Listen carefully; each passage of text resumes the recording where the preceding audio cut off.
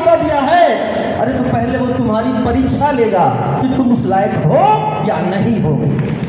पहले वो तुम्हारी परीक्षा लेगा।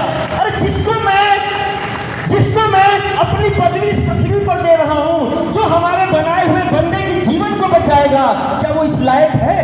तुम्हें इसके लिए 11 से 12 महीने की तपस्या करनी पड़ेगी और तब जाके वो 2 वर्ड आप गेन कर पाओगे जिसे बोलते हैं DNR। D का मतलब डिसिप्लिन और R का मतलब रेगुलरिटी। जैसे सर ने भी बताया, आए कि डिसिप्लिन और रेगुलरिटी की बहुत जरूरत है। डिसिप्लिन बोले तो अनुशासन। अनुशासन, अनु का मतलब क्या होता है? स्वयं, और शासन, जिसने स्वयं पर शासन करना सीख लिया, स्वयं पर शासन करना सीख लिया, उसी को बोलते हैं अनुशासन। सर स्वयं पर शासन का क्या मतलब है? स्वयं पर शासन का मतलब है कि तुम कितने डिसिप्लिन हो अपने वर्क को लेकर।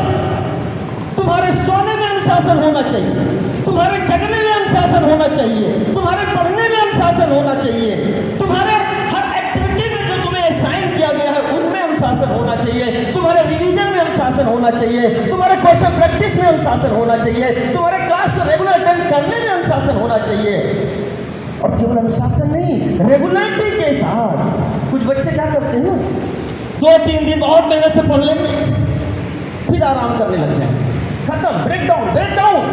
11 महीने की तपस्या है आपकी, 11 महीने की तपस्या है। आप में से मैक्सिमम बच्चे यहाँ रिपीटर बैठे हैं।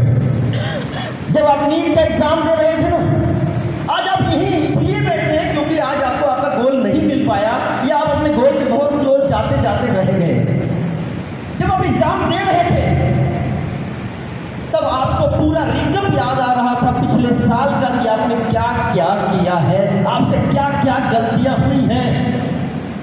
उसके बाद जब आप एग्जाम लेके आए, आपने आंसर की मिला ली, आपको लग गया कि अरे थोड़े से रह गए, आप उदास हुए, कुछ रोए भी, लेकिन उसके बाद उनके अंदर एक ऐसी उत्तेजना आई, एड्रेनलिन का सिक्रेशन इतना हाई हुआ ना कि अगले साल हम इतनी मेहनत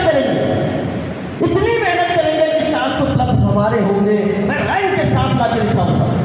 मैक्सिमम बच्चे ऐसे बैठे हैं। क्या मैं सही हूं? जवाब दीजिए।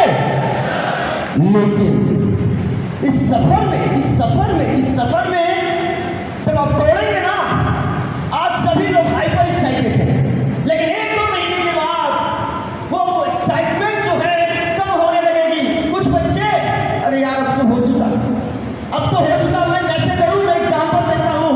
मैंने 3 बच्चों से कहा कि आपको इस पत्थर को तोड़ना है, इस पत्थर को तोड़ना है। पहला बच्चा कहता है, अरे इस पत्थर को तोड़ना है, इस हैमर से, इस हथौड़े से हमसे नहीं हो पाएगा, आउट, तुम लायक नहीं हो डॉक्टर बनने के। दूसरा कहेगा, पत्थर तोड़ूंगा, हमारे सर ने बोला है पत्थर तोड़ूंगा। प्रयास करता है, अंत में पत्थर तो नहीं टूट रहा है अभी, लेकिन वो थकता है, कहता है ये गलत बात बोल रहा है, ये पत्थर नहीं टूटेगा। जैसे उसके मन में आया पत्थर नहीं टूटेगा, out, you are also out. लेकिन एक तीसरा होगा, मेरे सर ने बोला है ये पत्थर तोड़ना है, अब मुझे नहीं पता ये पत्थर टूटेगा कि नहीं टूटेगा। हाँ, मैं जब तक इस हैमर को उठाने की मेरे हाथ में क्षमता होगी, मैं इस पत्थर को तोड़ने का प्रयास करूंगा। वो कोशिश करता है, गिरता है, फिर उठता है, और उसके इसी अंदाज से अगले प्रहार में उस पत्थर चकनाचूर हो जाता है।